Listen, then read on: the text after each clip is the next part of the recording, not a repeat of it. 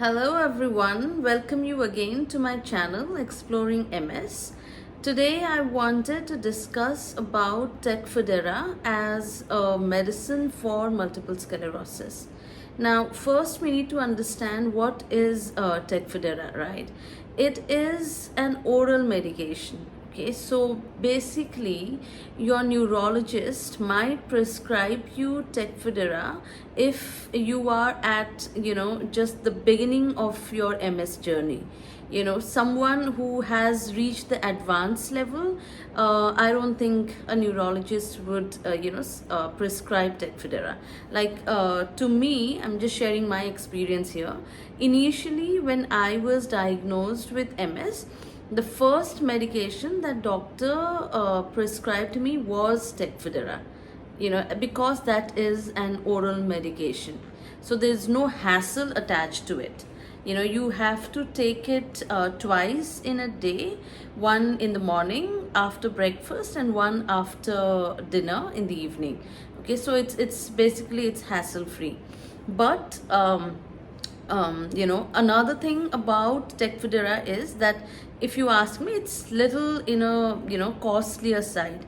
If I talk about in INR, 1 week of file was 22,500. I'm talking about 2016. That's when I started taking Tecfidera. I took for about 1.5 years.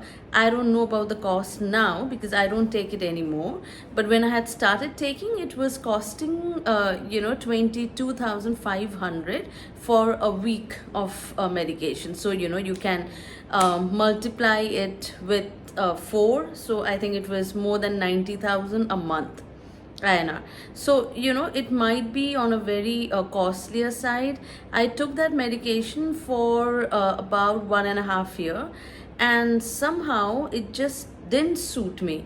Now please don't take it negatively, right? Because one medication might suit for somebody and it might not, to somebody else.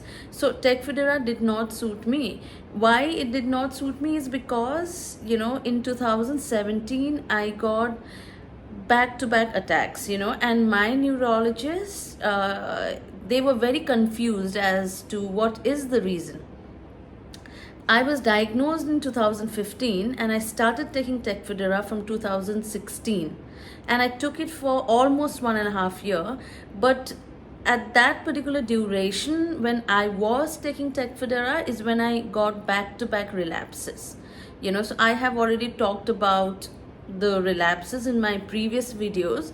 If you haven't watched it, I would suggest you go ahead and watch those videos to understand what kind of attacks I went through at that particular duration.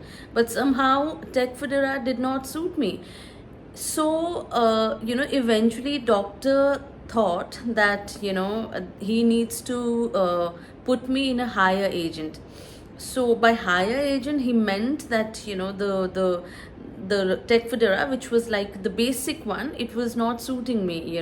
So he thought that more stronger medicine is what needs to be provided, and that is when he started giving me rituximab.